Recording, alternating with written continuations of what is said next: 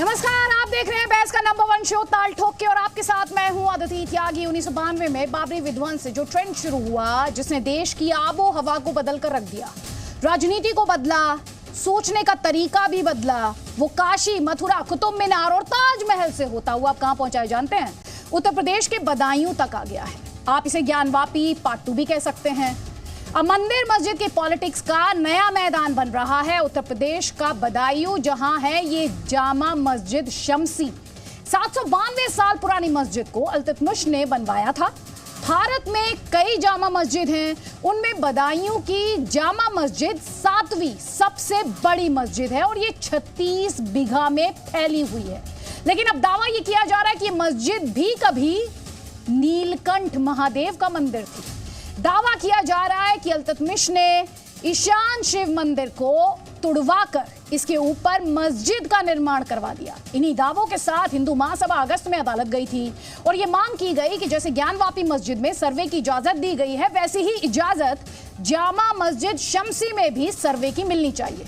मस्जिद के अंदर हिंदू प्रतीकों को सुरक्षित किया जाने की मांग की गई है और पूजा पाठ की भी इजाजत मांगी गई है। यानी जो कुछ आपने पढ़ा, देखा, सुना ज्ञानवापी में, कुछ वैसी ही मांगे यहां भी की जा रही हैं। दरअसल हिंदू पक्ष ने अपने दावे का आधार वर्ष 2002 में बदायूं के सूचना विभाग के एक दस्तावेज को बनाया था। इसमें जिक्र है कि इल्तुतमिश ने जहां मस्जिद बनाई वहां कभी नीलकंठ महादेव का वास था। यानी 2002 का, साल 2002 का बदायूं के सूचना विभाग का दस्तावेज इस मांग का आधार है। हिंदू महासभा की याचिका पर जामा मस्जिद शमसी की इंतजामिया कमेटी को जवाब दाखिल करना था। साथ ही सुन्नी वक्फ बोर्ड, यूपी सरकार और आर्कियोलॉजिकल सर्वे ऑफ इंडिया को भी जवाब दाखिल करना था। लेकिन इंतजामिया कमेटी को याचिका की कॉपी अभी तक नहीं मिली है। इस आधार पर मामले में सुनवाई की तारीख बढ़ गई है। तो तारीख जरूर टल गई है, लेकिन मुद्दा नहीं टला है। जी न्यूज की टीम जामा मस्जिद शमसी में पहुंची, कुछ खास तस्वीरें और कुछ लोगों से बातचीत भी की है, वो हम आपको दिखाएंगे।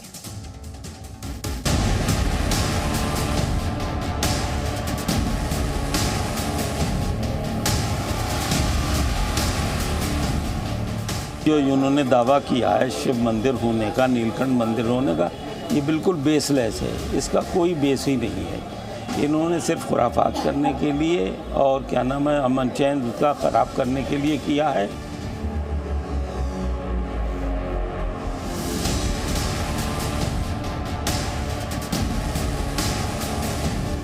ये जो मंदिर है वो मंदिर की आज तक ये चीज़ ख़त्म नहीं हुई कि ये मंदिर नहीं था। आज भी वो मंदिर है, वो मंदिर हमेशा से था। उसका जो शिवलिंग है, उस शिवलिंग की पूजा आज भी हो रही है।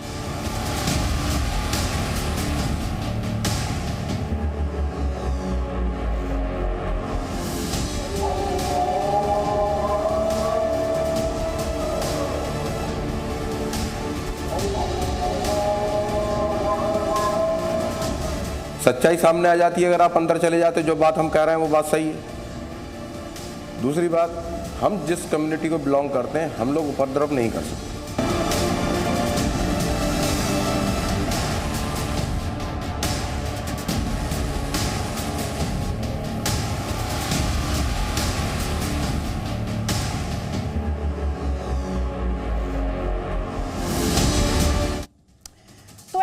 कुछ दस्तावेज हमारे पास, दस्तावेज भी दावा करते हैं कि इल्तुतमिश ने एक मंदिर को ध्वस्त किया, बदायूं में जामा मस्जिद शमसी का निर्माण करा दिया। लेकिन इसके साथ हम बहस के मुद्दे पर भी आगे बढ़ेंगे कि आखिर देश में मंदिर मस्जिद का मुद्दा ही चलता रहेगा क्या? पिछले कुछ दिनों में आपने ऐसे कई दावे सुने हैं जिनमें आक्रांताओं ने तकरीबन 40,000 मंदिर ढाए थे, दावा किया गया। और यह भी दावा किया गया कि इन ढाए गए मंदिरों को मस्जिदों में बदल दिया गया। तो इस हिसाब से तो ये लिस्ट कितनी बड़ी हो सकती है, हमारी और आपकी कल्पना से परे। देश में अदालतों के पास पहले से ही बहुत ज्यादा काम का बोझ है। ऐसे में क्या देश आने वाले कई सालों तक इसी मंदिर मस्जिद में उलझा रहेगा? ये बड़ा सवाल है। कई खास मेहमान हमारे साथ हैं, आपको बता देते हैं। संगीत रागी आरएसएस समर्थक हैं, वो हमारे साथ हैं। स्वामी दीपांकर हमारे साथ हैं, हिंदू धर्मगुरु हैं। तौसीफ अहमद खान टीएमसी का पक्ष रखने के लिए हमारे साथ हैं। मौलाना कादरी इस्लामिक स्कॉलर हैं। आप सभी का बहुत बहुत स्वागत है। लेकिन मेरा पहला सवाल संगीत रागी जी आपसे है और थोड़ा सा पीछे मैं जाऊंगी। आज ये सभी रिपोर्ट्स, दावे, एक और मस्जिद पर दावा। मेरा सवाल ये है कि कुछ वक्त पहले आरएसएस प्रमुख मोहन भागवत ने कहा कि यार मस्जिद के नीचे शिवलिंग ढूंढना बंद कर दो, लेकिन हो तो उसके ठीक उलट रहा है।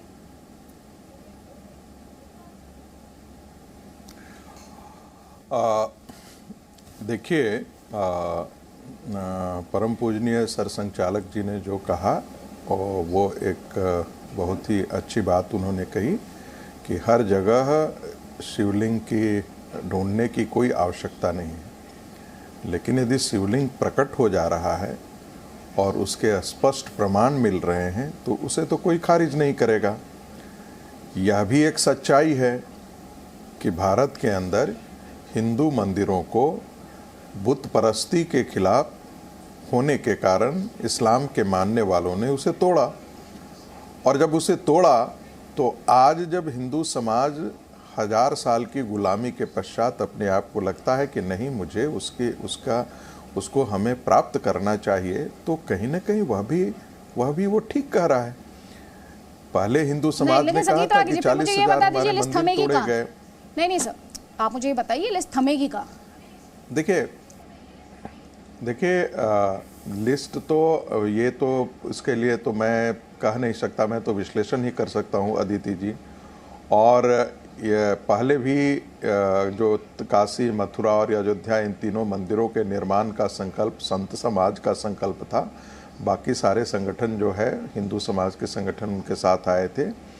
और कल जाकर के यदि संत समाज, हिंदू समाज का संकल्प क्या होता है इसके बारे में मैं भी कुछ नहीं बोल सकता, कोई और भी कुछ नहीं कह सकता।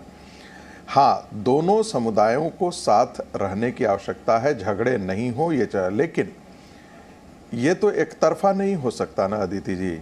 हिंदू समाज अपने अपने आराध्य के मंदिरों को भग्न अवस्था में देखे, टूटा अवस्था में देखे, वहाँ मस्जिद खड़ी की हो, तो ये तो एक ऐसा ही है ना कि मैं आपके घर में घुस जाऊं तोड़ करके और वहाँ पर अपनी जगह बना लूं और कहूं कि नहीं, अब आप चाहते हैं संबंधों का अच्छा संबंध रखना चाहते तो आप इसको एक्सेप्ट कर लीजिए।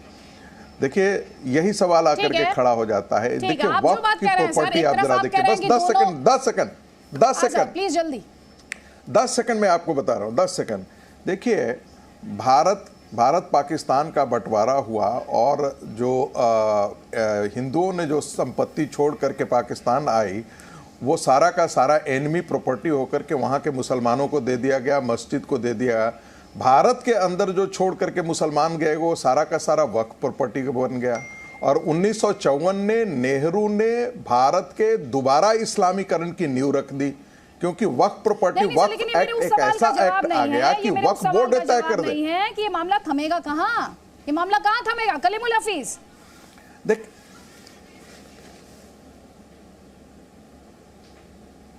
आदित्य जी, ये तो आपने बिल्कुल सही कहा, ये कहाँ थमेगा।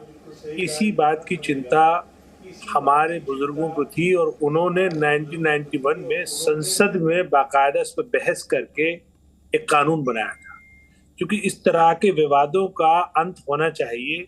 ये देश की तरक्की में, देश के भाईचारे को बनाए रखने में ये बड़ी बाधा बनते हैं। तो इसीलिए मैं ये कहूँगा कि इसका बेहतरीन हल ये है कि सरकार संसद के बनाए हुए 1991 एक्ट को लागू करे और इस तरह के विवाद को शुरू ना होने दे। आज ये बदायूं की जो निचली अदालत में विवाद है, वो अभी चूंकि उसको तारीख मिल गई और उनको चूंकि उन्होंने जो गजट निकाला था हिंदू पक्ष ने, वो लोकल अखबार में निकाला था, नेशनल अखबार में नहीं निकाला, इसलिए उसको उन्होंने अदालत में उस पर कुछ सुनवाई नहीं की। लेकिन मैं ये कहता हूं कि ये जो बिल्कुल एंडलेस ये जो इश्यूज है, अगर इनको नहीं रोका गया तो मेरे मुल्क को इससे नुकसान होगा, तरक्की में इसकी बाधा आएगी। अब आप सुनिए जरा, स्वामी दीपांकर ये कह रहे हैं, दो बातें हैं।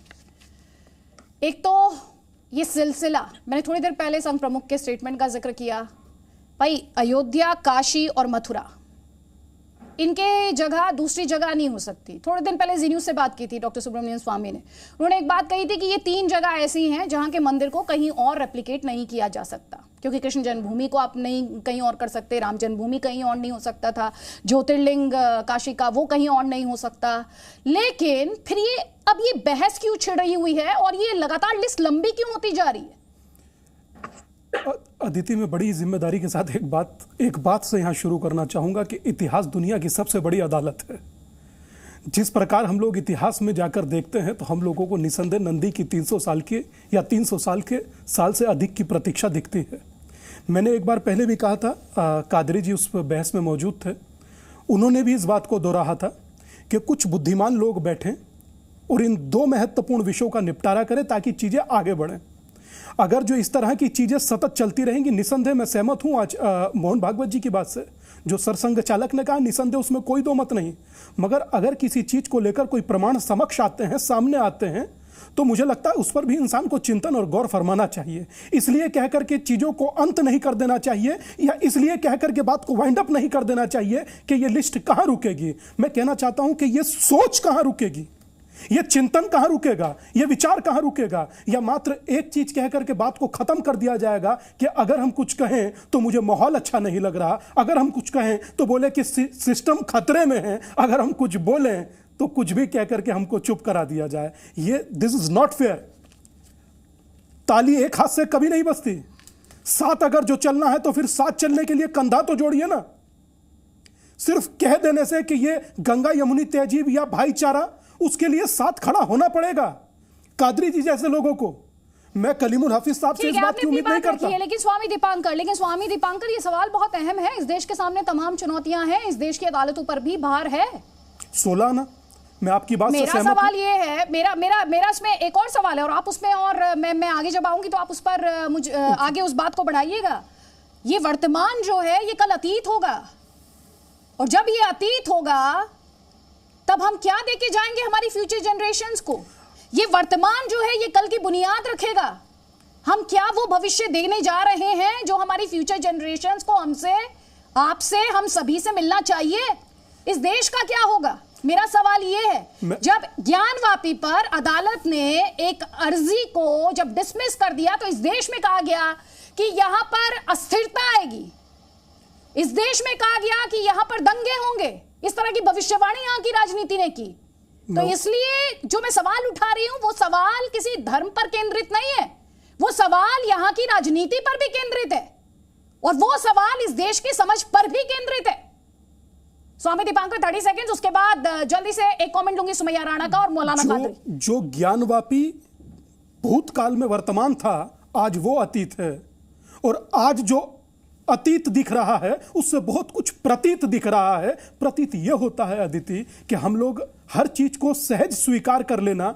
आप सोचिए ना कि कादरी जी भी उस दिन कह रहे थे, मैं भी आज कह रहा हूं कि हम लोग इन दो, ये देखिए दो महत्वपूर्ण स्थान है, काशी और मथुरा। एक और क्लैरिटी मुझे चाहिए। आपने बार बार दो का जिक्र किया है, जब आप दो कह रहे हैं तो आप बात कर रहे हैं, मैं ये समझ के चल रही हूँ, आप काशी और मथुरा की बात कर रहे हैं। 16 ना, इसमें बदायूं की मस्जिद तो नहीं है, या वो भी है? बिल्कुल नहीं है, बिल्कुल नहीं है। और मेरा सवाल उसी पर है, मेरा सवाल उसी पर है। ये अदिति, जितनी विलंब इस चीज में होती रहेगी, चीजें उतनी बढ़ती रहेंगी। आप किसे रोकिएगा? आप डिबेट में बैठकर मुझसे प्रश्न पूछ सकती हैं, जो 500 किलोमीटर दूर बैठा उससे आप कैसे प्रश्न पूछिएगा? और उसके मन में क्या पीड़ा नहीं होती?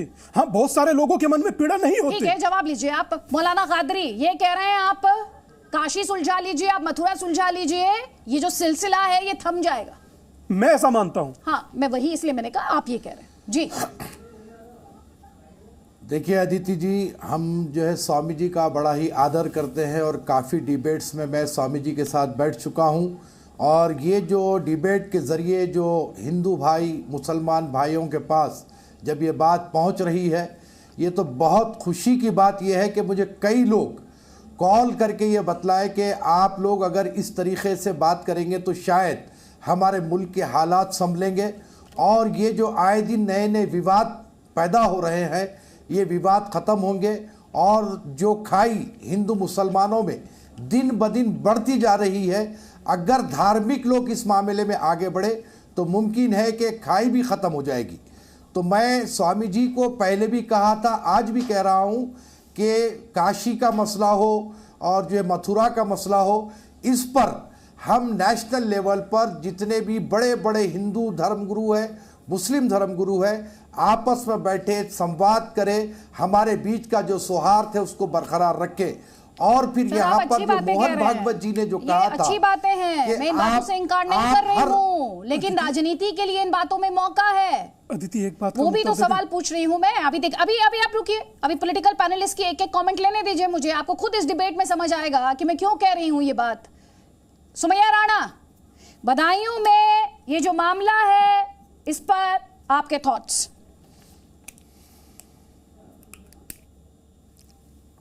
अदिति जी, जब ज्ञान व्यापी वाला मुद्दा शुरू हुआ था आज से तकरीबन 1-1.5 महीने 2 महीने पहले, जब भी मैंने उस वक्त शायद आपकी डिबेट में बोला था, या हो सकता है किसी और में बोला हो, कि ना तो बाबरी मस्जिद आखिरी थी, ना ज्ञान व्यापी आखिरी होगा, ना मथुरा आखिरी होगा। देखिए बात वहीं पे आ गई कि जहां पर मामलात, जहां पर भाईचारा मिटाने के लिए हिंदू मुस्लिम को लड़वाया जा रहा हो, धर्म की दीवारें खड़ी की जा रही हों, जहां पर अपनी सत्ता का दुरुपयोग किया जा रहा हो, जहां पर तानाशाही लागू की जा रही हो, वहां पर कोई भी इस तरह का मामला आखिरी नहीं हो सकता, क्योंकि हर थोड़े दिन पे उनको ये दिखाना है कि मैं हिंदुओं का कितना उनके हक की बात करने वाला हूँ। ये भारतीय जनता पार्टी जो हिंदुओं की ठेकेदार बनती है, ऐसा नहीं है कि सारे हिंदू देश में इस तरीके का माहौल चाहते हों।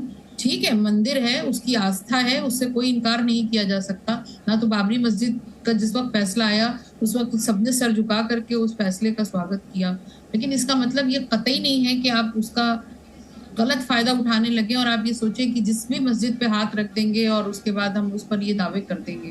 तो मुझे नहीं लगता है कि ये कोई अच्छी दिशा में जा रहा होगा। ये आज बदायूं है, कल पता नहीं और कहाँ होगा, लखनऊ होगा, इलाहाबाद होगा, मौलाना कादरी कहाँ होगा मुझे भी नहीं मालूम।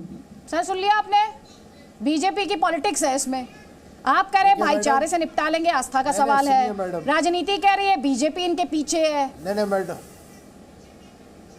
देखिए मैडम, मैं बड़े ही स्पष्ट रूप से बात कहना चाहूँगा कि ये हमारी मोहतरमा जिस भी पार्टी को बिलोंग करती है, ये हो चाहे कांग्रेस हो, ये लोगों ने हर वक्त मुसलमानों का इस्तेमाल किया, वोटों का इस्तेमाल किया और अपनी इख्तिदार की गद्दियों तक पहुँचे, लेकिन इनकी जानिब से मुसलमानों के लिए ऐसा कोई ठोस काम कभी भी नहीं किया। पिछले 75 साल की तारीख गवाह है।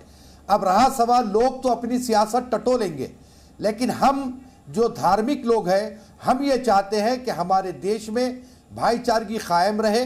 अगर जब पहल होगी, जब धार्मिक लोग बैठेंगे, तो यकीनी बात है जो मुस्लिम सियासी नेता है, हिंदू सियासी नेता है, वो भी बैठेंगे साथ में, उनका भी जो है राय मशवरा किया जाएगा। और जब साथ में सब बैठेंगे तो मेरा चैलेंज है, हमारे देश से विवाद खत्म हो जाएंगे।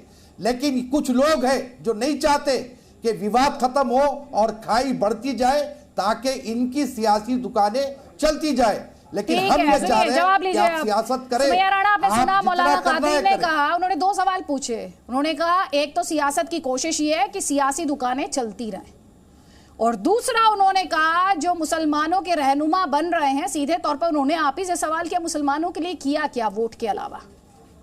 लिया ही ना वो भी मुसलमानों से। मैं जवाब दूं? जी आप ही से सवाल है उनका।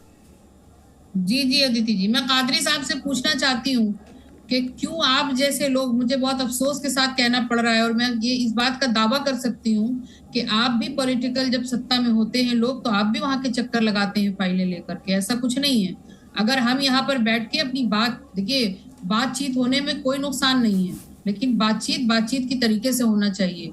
बीच में बैठ के जो बिचौली लोग होते हैं, वो अगर किसी चीज की ऐसी दावेदारी करते हैं या बेचते हैं ना, तो वो चलेगा नहीं, क्योंकि ये मुल्क है, ये संविधान से चलेगा। अगर बातचीत होगी तो दोनों तरफ की बातचीत को बराबर से रखना होगा। लेकिन फिर वही बात होगी कि फैसला करेगा कौन, इस बातचीत को फैसले पर कौन ले जाएगा, ये मैं आपसे पूछना चाहती हूँ। आप बैठ गए और आप दूसरे पक्ष के लोगों को बैठा लीजिए, इस फैसले को, बातचीत को, इसकी उरूज तक कौन पहुंचाएगा, उसका फैसला कौन करेगा, ये मुझे कादरी साहब बता दें। ठीक है मौलाना कादरी, उसके बाद तौसीफ अहमद खान, क्योंकि सियासत से जुड़े उनके भी सवाल है मौलाना कादरी के। उसके बाद तौसीफ अहमद खान, पहले जवाब दे दीजिए मौलाना कादरी साहब। उसके बाद संगीत रागी जी, प्लीज थोड़ा सा पेशेंस, मैं आपको दूंगी फ्लो। जी देखिए मोहतरमा, बड़े बड़े मामलात इस मुल्क में गुफ्तगू के साथ हल हुए हैं, और हमें उम्मीद है कि जब दो धर्म के लोग बैठेंगे तो बराबर इसका जैसे जो कि है हल कादरी साहब, निकलेगा। और रहा सवाल अरे के कोई एग्जाम्पल दे दीजिए, मुझे भी फाइल की जानकारी जहाँ हो जाए। तक के सवाल है मैडम, माशाल्लाह आप बुजुर्ग हैं, उम्र में काफी बड़े ना, हैं, थोड़ा सा मेरे बराबर- ज्ञान में बढ़ोतरी कर दीजिए। मुझे ये बताइए कादिर साहब, जैसे कि कौन सा मसला? देखिए, अरे कितने बड़े बड़े मसले क्या गुफ्तगू से हल नहीं हुए इस मुल्क में? क्या बात कर रहे हैं आप? कैसी बात कर रहे हैं? तो कितने बड़े बड़े मामलात को जो मंदिर और हल किया मस्जिद गया। के मसले की बात कर रही हूँ, आप मुझे क्या मंदिर देश और ऐसे ही मस्जिद के पिछले मसले में 75 बता साल से दीजिए चलते आया कि क्या? कौन सा मसला बातचीत से हल हो गया? अरे हाँ हाँ, बहुत सही सवाल किया आपने। बाबरी मस्जिद के वक्त भी संवाद की बात की गई थी, लेकिन उस वक्त भी सियासत का दखल हुआ और इलाहाबाद हाई कोर्ट के बाद ने किया और वो सम्माननीय है सबके लिए। ना ना ना, हाँ, अब आप तो यही चाहेंगे ना आप लोग कि 10 साल ज्ञानव्यापी का मसला चलते रहे और आप 10 साल तक वोट बटोरते रहे। यही काम करना चाहते हैं आप लोग। हम ये चाह रहे हैं कि 10 साल ना चले, 10 दिन में संवाद के जरिए ये मामला खत्म हो जाए। अरे हम ये चाह रहे हैं। फैसला कौन सुनाएगा मुझे ये तो बता दीजिए। दो पक्ष बैठ गए, फैसला किसका माना जाएगा ये तो बता दीजिए आप मुझे। दो पक्ष बैठ के बातें कर रहे हैं, अपनी अपनी रख रहे हैं, फैसला किसका माना जाएगा? एक सेकंड, एक कमेंट यहाँ पर तौसीफ अहमद खान, उसके बाद मौलाना कादरी, आपको आगे फ्लो दूंगी। तौसीफ अहमद खान, एक इंपॉर्टेंट सवाल है यहाँ पर। आप सुन रहे हैं मौलाना कादरी हो, स्वामी दीपांकर हो, वो कह रहे हैं आपसी बातचीत से सुलझा लेंगे, लेकिन राजनीति ये तो इसके पीछे बीजेपी है, ये तो जानबूझ के हिंदू मुसलमान किया जा रहा है, ये तो राजनीति से प्रेरित है, इसमें मौका तलाश रही है। नहीं देखिए अदिति जी, अगर मौलाना कादरी साहब की ये ज़मीन है, ये उनके घर की है या उनके परिवार वालों का वक्फ किया हुआ ये मस्जिद है, तो वो बेशक बैठ जाए और मामला को सुलझा लें। लेकिन ये ज़मीन तो या ये मस्जिद जो है वो किसी की ज़ाती प्रॉपर्टी नहीं है, ये खुदा का घर है और ये खुदा का ज़मीन है, ये खुदा का घर है, ये उन पे वेस्ट करता है। अब इस मुद्दे में ऑलरेडी फैसला हो गया। कब फैसला हुआ? 1991 के वक्त में, जब उस जमाने के जितने भी दिग्गज लोग थे, विद्वान लोग थे, पार्लियामेंटेरियन थे, जजेस थे, सारे लोग उस जमाने में सोसाइटी में तो थे। आज हम बैठ करके पुराने लोगों को गाली देंगे तो ये तो हम बताएगा कि भाई इस पुराने लोगों को गाली देने से तो ये शोभा नहीं देता। उस जमाने में लोगों ने फैसला कर लिया कि एक कानून ले आए, 1991 का कानून ले आए, प्लेसेस ऑफ वर्शिप एक्ट का, कि हम किसी भी एग्जिस्टिंग मंदिर को मस्जिद नहीं बनाएंगे, मस्जिद को मंदिर नहीं बनाएंगे, जिसका जो नेचर है वो वही रहेगा। तो एक ही बात पे बार बार उठा करके मुद्दा बनाना, इससे तो साफ जाहिर होता है कि नियत जो है वो सिर्फ सियासी कमियों को पूरा करना है। जहां पे सरकार फेल हो गई कि सरकार से कोई सवाल जवाब ये ना करे कि आज महंगाई क्यों है, भूखमरी क्यों है, पेट्रोल डीजल का दाम क्यों बढ़ा हुआ है, तो सरकार से कोई ये सवाल ना करे, इसलिए सरकार जो है ध्यान भटका देती। तुम लोग हिंदू मुस्लिम करो, तुम लोग मंदिर मस्जिद करो, असली मुद्दे में ही बात ना करो। भारत में मजहब की राजनीति की गई है जो कि नहीं की जानी चाहिए थी, जिसकी गुंजाइश नहीं होनी चाहिए थी। लेकिन एक बात बताए, आस्था तो अलग मुद्दा हुआ ना तौसीफ अहमद खान। आप जो मुद्दे उठा रहे हैं वो अपने आप में मुद्दे हैं और उन पर भी बात होनी चाहिए, उससे किसने इनकार किया। लेकिन अगर कोई अपनी आस्था की बात करे तो ये क्यों कहा जाता है कि डिस्ट्रैक्ट करने की कोशिश की जा रही है, ये तो भागने की कोशिश की जा रही है जो इस देश के सामने अहम मुद्दे हैं उनसे। आस्था की तो फैसला हो चुका है ना। कल के लोग जो हमारे बाप दादा थे उन लोगों ने 1991 में फैसला किया है। आज हम नहीं आए हैं तो अब हम बोलेंगे नहीं हम दोबारा से फैसला करेंगे। इसका तो कोई अंत नहीं है। अंत देने के लिए सुप्रीम कोर्ट ने कहा कि कोई कॉन्क्लूसिव एविडेंस नहीं है कि बाबरी मस्जिद के नीचे में कोई मंदिर था। बावजूद उसके सुप्रीम कोर्ट ने राम जन्मभूमि को दिया जमीन कि हाँ आप मंदिर बनाइए बेशक, और पूरे समाज ने उसको स्वीकार किया कि हाँ ठीक है, कहीं कोई दंगा नहीं हुआ जब बाबरी मस्जिद नहीं ना एक सेकंड, एक तो आप गलत बात कर रहे हैं ना, आप गलत बात कर रहे हैं तो फैक्चुअली, और दूसरी बात मंदिर मस्जिद आपने जो जिस भाषा का इस्तेमाल किया, एक सेकंड, नहीं तो क्या होता, इस देश में अदालत है जो अपना काम बखूबी करती है। एक सेकंड, आपने एक ही लाइन में अदालत पर भी सवाल उठा दिया और दूसरा ये कहा कि सबने एक्सेप्ट कर लिया। पहली बात तो अपने अदालत पे सवाल उठाया, जजमेंट नहीं और दूसरा आप ये कह रहे हैं, दूसरा आप मुझसे ये कह रहे हैं कि इस देश में अदालत के फैसले को मानना कोई एहसान करना है।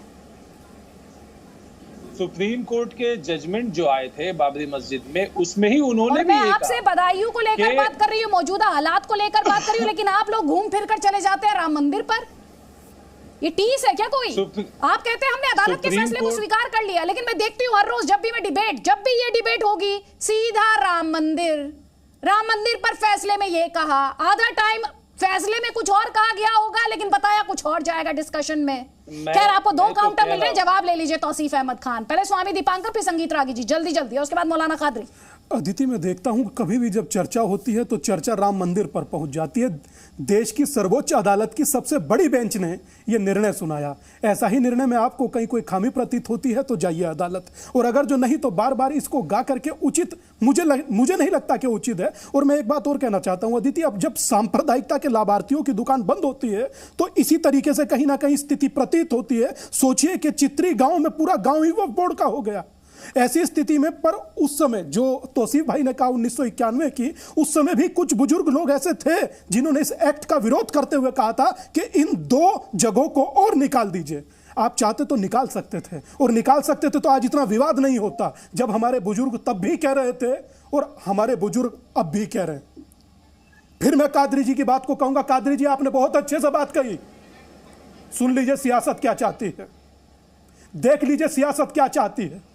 लगता है ये भाईचारा चाहती है, ये भाइयों का चारा चाहती है। उसके बाद आप कोई भी निर्णय लीजिए, मगर मैं एक बात जरूर कहूंगा कि शिव हमारा शीश है और राम हमारे प्राण और कृष्ण हमारी प्रज्ञा। ये भाव है भाई आध्यात्मिकता का, सनातन का भाव है। 100 करोड़ लोगों की आस्था का अभिप्राय प्रतीक है। कैसे आप इनकी चर्चा जब करते हैं तो कुछ भी बोल जाते हैं। थोड़ा सा सोचिए। जी बिल्कुल, संयम बरता जाना चाहिए। और बार बार हमने बात कही है कि किसी के भी इष्ट का अपमान ना हो, किसी के भी इष्ट का अपमान ना हो, उसकी भावनाओं को ठेस ना पहुंचे। संगीत रागी, उसके बाद कलीमुल हफीज। जल्दी जल्दी प्लीज, 40 सेकेंड्स। देखिए, 3 बातें। पहली बात तो ये जो कहा गया कि सुप्रीम कोर्ट ने कहा कि वहाँ पर सुप्रीम कोर्ट ने इतना कहा था कि मंदिर तोड़ करके मस्जिद बनाया गया है, इसका प्रमाण नहीं है, लेकिन उसके मंदिर टूटे हुए मंदिर के ध्वंसावशेष हैं, ये अपने आप में बहुत बड़ा प्रमाण है। दूसरी बात, 1991 का फैसला तो एक ऐसा ही फैसला है जो संसद ने कानून बनाया कि हिंदुओं के साथ जो इतिहास के अंदर जितनी सारी भद्दी गलतियां हुई हों वो हिंदू समाज उसको एक्सेप्ट मान ले।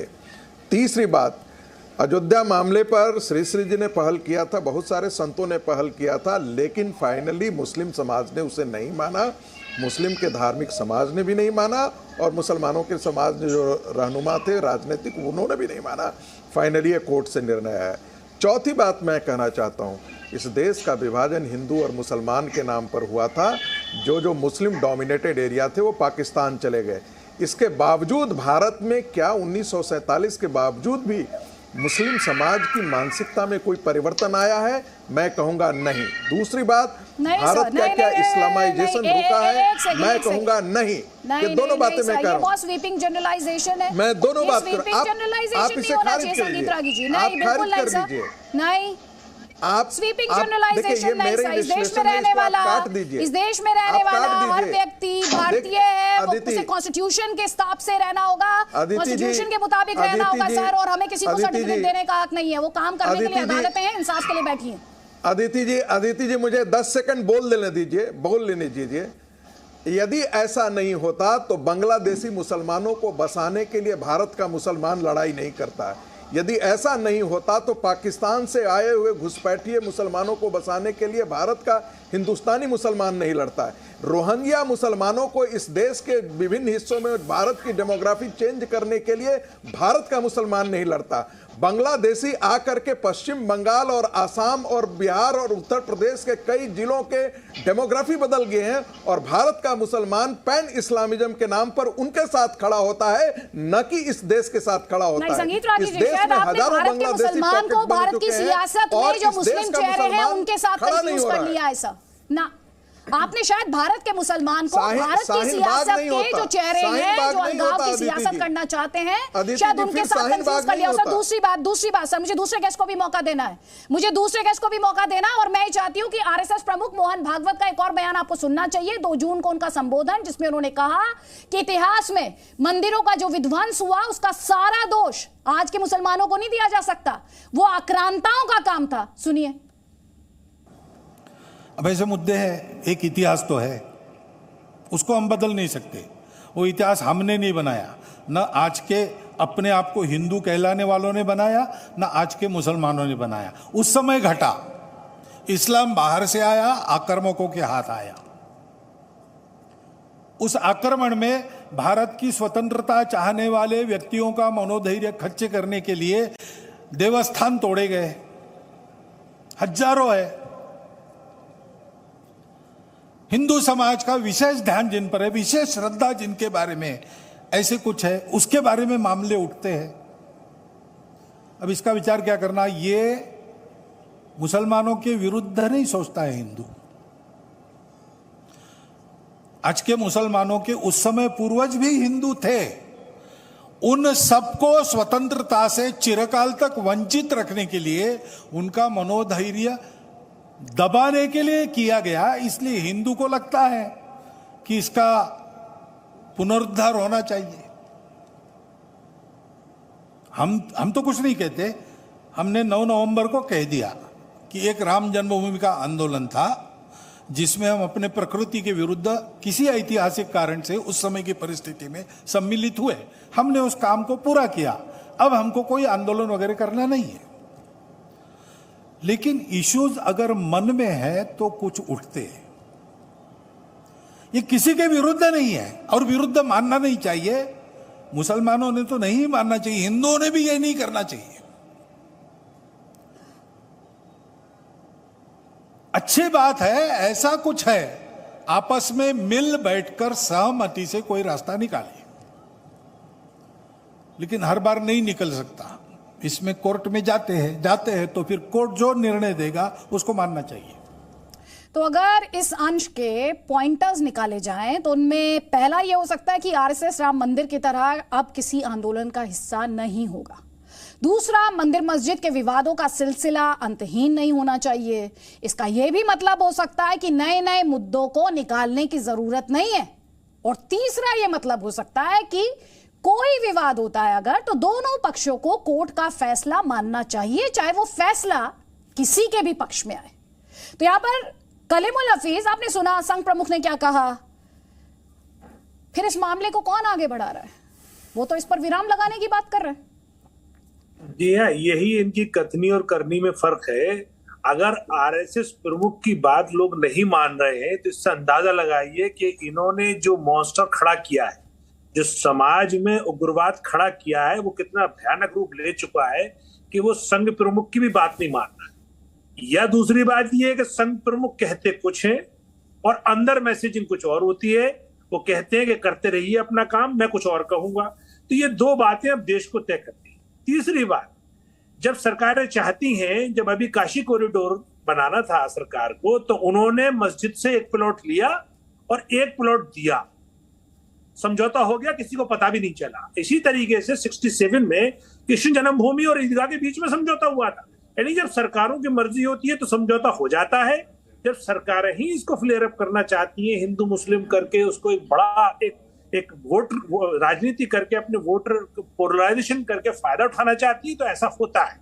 मैं सिर्फ इतना ही कहूंगा कि देश संविधान से चलता है और देश की जो सबसे बड़ी पंचायत है संसद, उसने इस पे एक संविधान, एक कानून बना के, जिसको हम 1991 act, places of worship act कहते हैं, उसके थ्रू ये एक समाधान दे दिया है। अब अगर हम अपने देश से मोहब्बत नहीं करते तो इन विवादों में चले, और अगर हम देश से मोहब्बत करते हैं तो उसी एक्ट के तहत इन तमाम चीजों का पटापेक्ष हो सकता है, बात यहीं खत्म हो सकती है और हम अपने देश को बटने से बचा सकते हैं। वरना ये अंतहीन विवाद है। ये बटने से क्या मतलब है आपका? बटने से मेरा मतलब ये है, जिस तरीके से नहीं, बटने से मेरा मतलब ये है, जिस तरीके से बाबरी मस्जिद में पूरे देश में खून खान हुआ, लहूलुहान हुआ, और हासिल क्या हुआ? जजमेंट देखा है आपने? जजमेंट देखा है आपने? जजमेंट के बाद आपने देखा था? नहीं, जजमेंट के बाद आपने देखा था यही सियासत। मौलाना कादरी थोड़ी देर पहले में जो सियासत की बात करी थी वो एग्जैक्टली यही सियासत है, वो एग्जैक्टली यही सियासत तो थी। और इसीलिए मैंने आपसे कहा था बस थोड़ा सा इंतजार आप कर लीजिए मैडम, मुझे सिर्फ इतना बता दीजिए, इंतजार आप कर लीजिए। नहीं कल मुझे 5 सेकंड दे दीजिए। नहीं 5 सेकंड नहीं सर, मैं आपको 10 सेकंड दे दूंगी, लेकिन आप इस तरह की भाषा से बचिए कि देश को बंटने से बचाया जा सकता है। इस देश की अखंडता के लिए काम कीजिए सर, इस देश को यूनाइट करने के लिए काम कीजिए। मुझे पता है कि आपकी भी राजनीति है, आपकी भी राजनीति है और आप दूसरों पर भी यही आरोप लगाते हैं।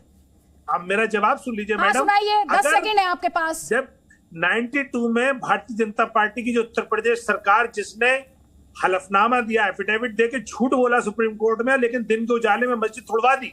अगर मस्जिद न टूटी होती तो क्या सुप्रीम कोर्ट का ये फैसला आता? वापस राम मंदिर पर जाते हैं। क्यों जाते हैं सर आप राम मंदिर पर? इसलिए जाते हैं कि वो बेंचमार्क क्योंकि वहां पर सवाल उठने लगता है, फिर आपकी मंशा पर सवाल उठने लगता है। कोर्ट ने सेटल किया, एक बार बताइए किसने सेटल किया? कोर्ट ने सेटल किया मैडम, उसी को लेकर 91 एक्ट कोर्ट ने सेटल किया या नहीं किया? मैं आपसे जो सवाल पूछ रही हूँ सर, इधर उधर नहीं, बताइए मैडम। राम मंदिर पर फैसला किसने दिया? सुप्रीम कोर्ट ने दिया। उसका फैसला मानते हैं नहीं मानते हैं? लेकिन उस फैसले में ये कहा गया, अब ये लेकिन आ गया। नहीं पहले मुझे बताइए फैसला मानते हैं या नहीं मानते हैं? नहीं सर, मुझे पढ़ाइए नहीं सर, प्लीज पढ़ाइए नहीं। ना मेरा जो सवाल है उसका जवाब दीजिए आप। सुप्रीम कोर्ट के फैसले को आप मानते हैं या नहीं मानते हैं? सुप्रीम कोर्ट के या वो भी आप अपनी राजनीति की सुविधा के लिहाज से आप उसमें इंसाफ की उम्मीद देखते हैं, या ये कहते हैं कि आज इन्होंने इंसाफ किया है और जब आपको सूट नहीं करता तो आप सवाल उठा देते हैं? वो तो सुविधा की राजनीति है ना। मौलाना कादरी, संगीत रागी, जल्दी जल्दी प्लीज। देखिए आदित्य जी, मेरा कहना यही है कि वर्शिप एक्ट 1991 जो हमारे सदन में बनाया गया उसको जो है कायम रखते हुए हम संवाद करें ताकि ये विवाद और आगे ना बढ़े। अब हर कोई अपनी अपनी बात रख रहा है और अपने अपने जैसे भी पक्ष रख रहा है। मैं तमाम के पक्ष का आदर करता हूं, लेकिन बात एक ही कहना है मुझे कि 1991 एक्ट को बरकरार रखते हुए आप कोर्ट में कोई भी कानूनी लड़ाई नहीं लड़ सकते। तो बेहतर यह है कि इसका रास्ता आपसी संवाद है। हर दो समुदाय के लोग बरकरार रखते हुए कोर्ट में कोई कानूनी लड़ाई। एक सेकंड सर, नहीं मौलाना कादरी, आपने कैसे कहा कि 1991 प्लेसेस ऑफ वर्शिप एक्ट को बरकरार रखते हुए कोई भी कानूनी लड़ाई नहीं लड़ी जा सकती कोर्ट में? ज्ञानवापी में क्या हुआ? आप एक तो कंफ्यूज करते हैं, सियासत भी कंफ्यूज करती है सर। वो आप जो कह रहे हैं वो तो कोर्ट ने भी नहीं कहा। अदिति जी सुनिए आप, ना अदिति जी सुनिए आप, मैं क्या कह रहा हूं कि 1991 एक्ट के तहत कोई भी नेचर नहीं बदला जा सकता। ये 1991 एक्ट में खुलेआम कहा गया। अब यहां पर जो ज्ञानव्यापी में सुनवाई के लिए उनकी अर्जी को कबूल किया गया, सुनवाई होगी, सुनवाई से इनकार नहीं है, लेकिन क्या नेचर बदलेगा? क्या हम सुप्रीम कोर्ट का उल्लंघन करेंगे? क्या लोअर कोर्ट सुप्रीम कोर्ट के खिलाफ जाएगा? नहीं जा पाएगा। इसीलिए इसका एक ही हल है, जब नहीं जा आपस में संवाद करें और देश के सौहार्द को बरकरार रखें। मौलाना Qadri, 1991 places of worship act की बात करते हैं आप, फिर आप ये भूल जाते हैं कि वो क्या कहता है, वो किसकी बात करता है? नेचर ऑफ प्लेस चेंज नहीं करने की। दोनों मामले, चाहे मैं अभी आपसे जब बदायूं पर बात कर रही हूं सर, बिल्कुल, या मैं आपसे ज्ञानवापी पर इस वक्त बात कर रही हूं, दोनों जगह पूजा के अधिकार की मांग की गई है। पूजा का अधिकार मांगा गया है मैडम। जब पूजा होगी, नेचर ऑफ प्लेस चेंज करने की बात नहीं की गई है सर। तो ऑटोमेटिकली नहीं, नेचर ऑफ प्लेस चेंज तो वहां पे पूजा नहीं हो रही थी क्या ज्ञानवापी में सर? ज्ञानवापी में जब महिलाएं ये पूजा कर रही थी साथ में, तो ये तब नहीं चेंज हो रहा था सर? बोलिए ना। क्या मंदिर में नमाज पढ़ी जाएगी? अच्छा, आप क्या मस्जिद में पूजा की जाएगी? अब आप इस आर्ग्यूमेंट पर आ गए सर। ये मुझे बताइए। नहीं, अब आप इस आर्ग्यूमेंट पर आ गए। आपको पहले तो जवाब मिल रहा है संगीत रागी से। नेचर कैसा बदलेगा? आप सुनिए, संगीत रागी से आपको जवाब मिल रहा है और उसके आगे हम अपने दर्शकों को बताएंगे कि किस तरह से इस पूरे एक्ट को भी समझा जाना चाहिए, जो आपने लगातार बीते कई महीनों से, जब से ज्ञानवापी का मामला आया, आपने बार बार एक एक्ट का जिक्र सुना है, वो है प्लेसेस ऑफ वर्शिप एक्ट। उसे कैसे देखा जाना चाहिए, उसे एक्सपर्ट्स कैसे देखते हैं, ये भी हम आपको समझाएंगे, लेकिन पहले संगीत रागी का काउंटर ले लीजिए। देखिए, अयोध्या मूवमेंट के परिदृश्य में 1991 का जो एक्ट कांग्रेस पार्टी के द्वारा लाया गया था, वो भारत के हिंदुओं की छाती पर एक कील था, वो एक हथौड़ा था जो संसद में अपनी ताकत के प्रयोग के द्वारा ये किया गया था।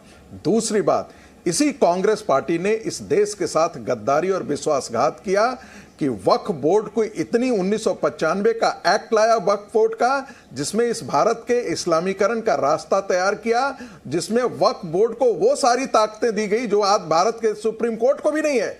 यानी कि वक्फ बोर्ड जिस जमीन पर हाथ रख दे वो वक्फ की संपत्ति हो जाए, ये स्थिति है। मैं तो बहुत साफ हूं, अपने आप में क्लियर है।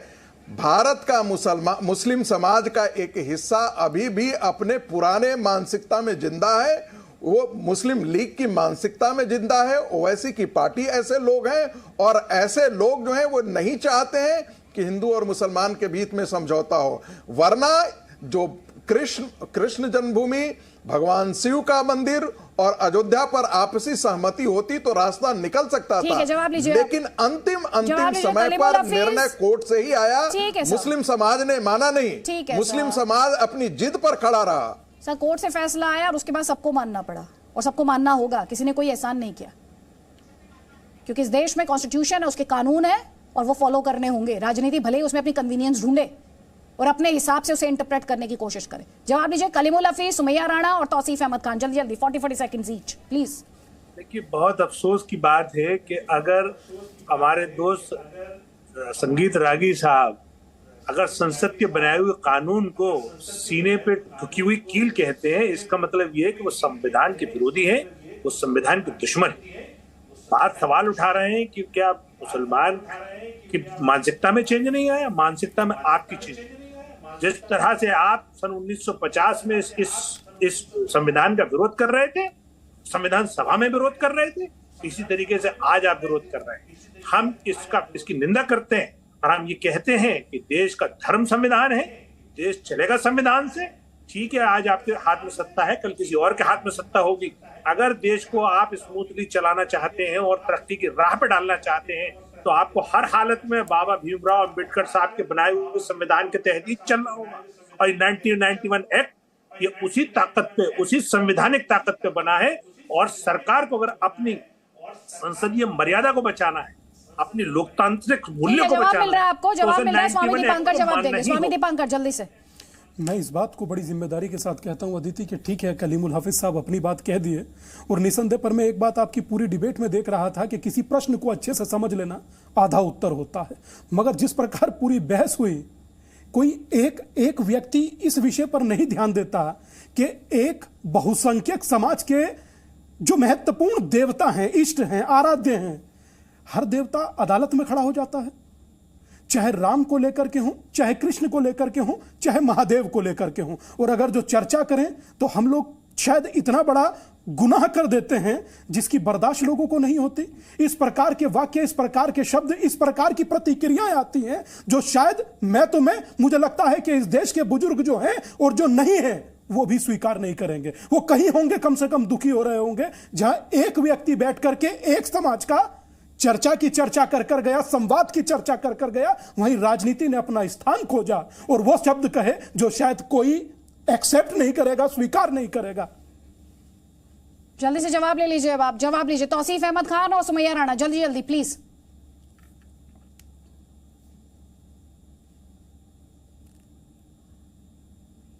तौसीफ और हमारे मौलाना हैं। आवाज जा रही है? जी जी जी आ रही है, बोलिए। देखिए, हमारे अभी शो में साधु संत भी हैं, मौलाना भी हैं और आरएसएस के भी लोग हैं। तो सवाल यही उठता है कि ये बैकफायर देने का काम नहीं होना चाहिए। सरकार का जहाँ पे जिम्मेदारी है कि वो देश के शासन में ध्यान दे और सरकार को जवाबदेही होना चाहिए कि वो एडमिनिस्ट्रेशन में क्या काम कर रही है, वहां पे ये एक हिंदू मुस्लिम का मुद्दा उठा के, मंदिर मस्जिद का मुद्दा उठा करके ये उनको ही सहायता कर रहे हैं, अपने देश का ही बेड़ा गर्क कर रहे हैं, अपने देश को ही पीछे लेकर के जा रहे हैं। आज 2022 में भी हम लोग वही वापस से 20 साल 30 साल पीछे पहुंच गए हैं कि ये मंदिर था, ये मस्जिद है, के झगड़े में वापस आ गए हैं। हमें आगे की तरफ जाना है और आगे जाने के लिए ही ये 1991 का कानून उस वक्त के अच्छे लोगों ने लाया और सुप्रीम कोर्ट का पर जब फैसला आप के कानून बाद में लाने की बात सारे करते हैं तो अदालतें इस देश में सक्षम है ना। एक्सेप्ट किया गया। तौसीफ, नहीं, आप जो बात कह रहे हैं उसका जवाब ये है कि इस देश में अदालतें सक्षम है आप देखिए और बेंगलुरु में अभी क्या हुआ, कानून के ईदगाह मुताबिक में- काम करती हैं। और आप मुझसे ये बेहतर जानते हैं कि जो भी कॉन्स्टिट्यूशन पर आधारित कानून नहीं होता उसको स्ट्रक डाउन कर देती हैं। तो इस देश में तो अदालतें बहुत पावरफुल हैं, तो आपको अदालतों पर भरोसा नहीं है क्या? राजनीति आप कर लीजिए लेकिन अदालतों पर भी तो भरोसा रखिए।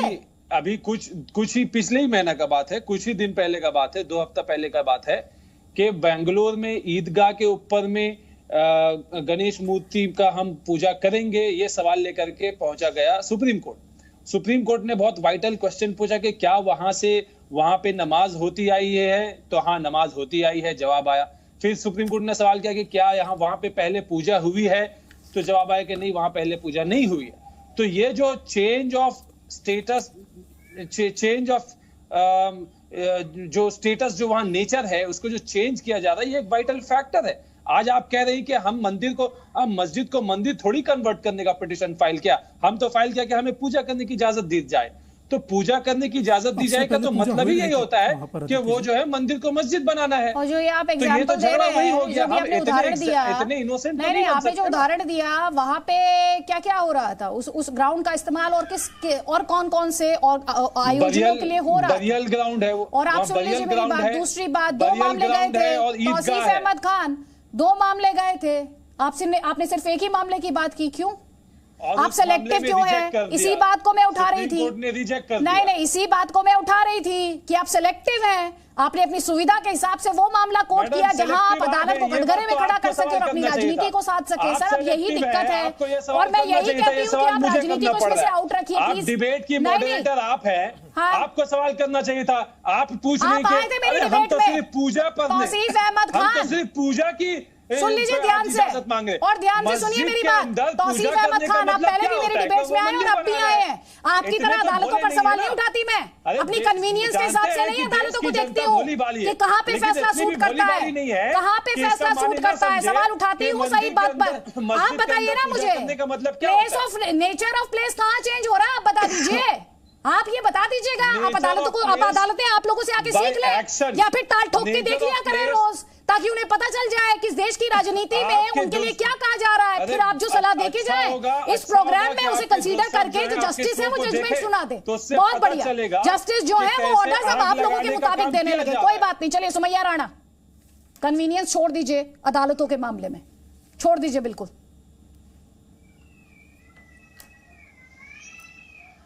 सुमैया राणा। अदिति जी बिल्कुल जी, आवाज आ रही है? इतनी देर से जी बिल्कुल आ रही है। इतनी देर से मैं सुन रही हूँ, आप भी बोल रही हैं कि अदालतें हैं इस यहाँ फैसला करने के लिए। उसी कोर्ट के एक जजमेंट की तो बात की जा रही है, वर्शिप एक्ट की। तो हम कौन सा संविधान और कानून के खिलाफ बात कर रहे हैं?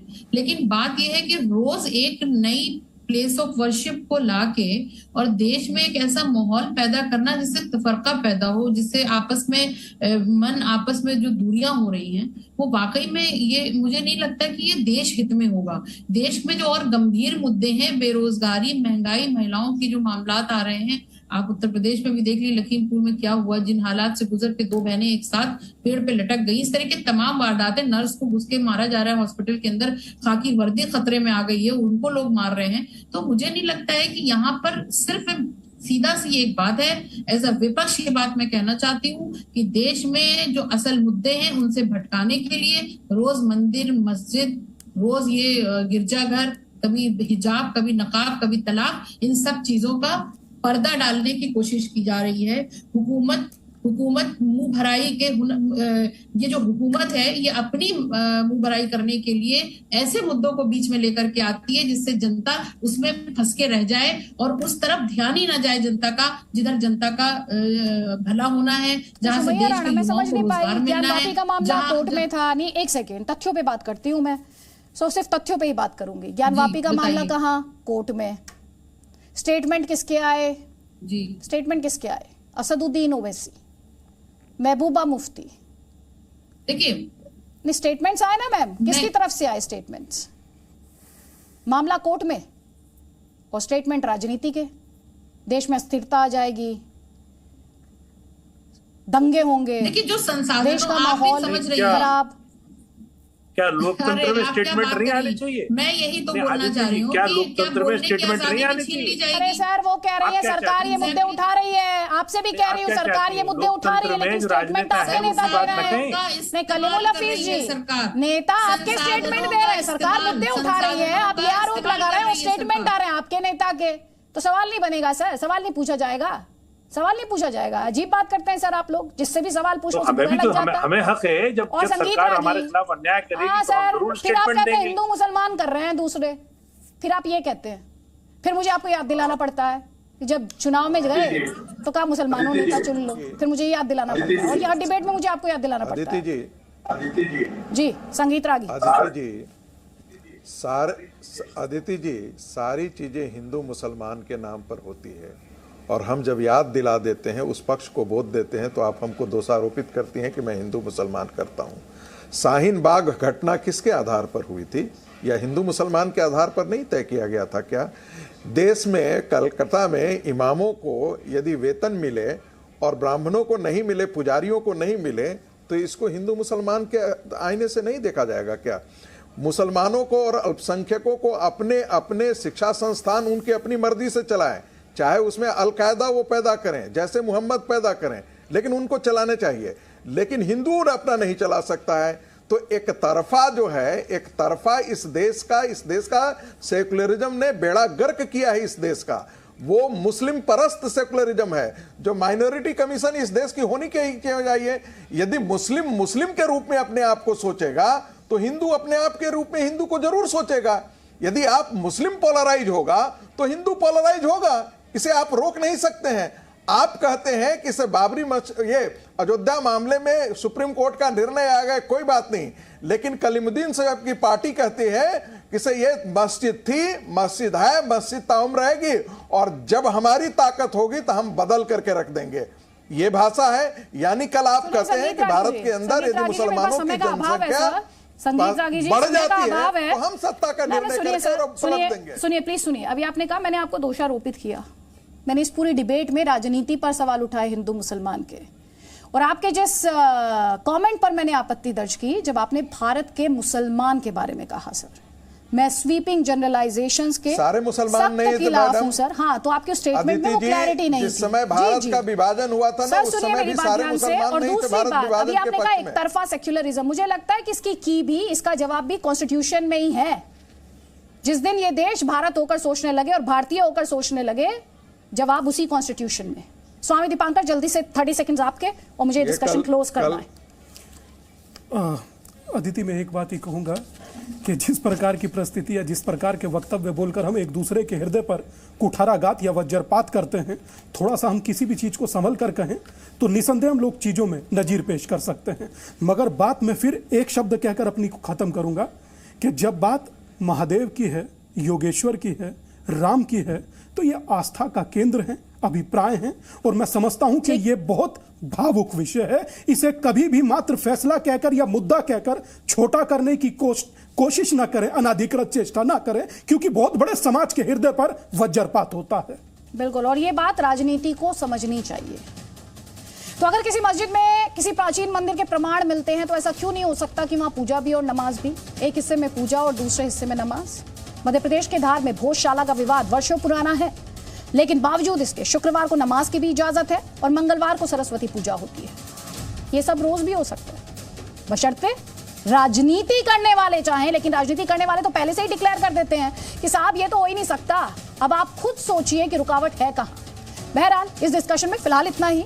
बहुत बहुत शुक्रिया ताल ठोक के देखने के लिए, और जो बड़े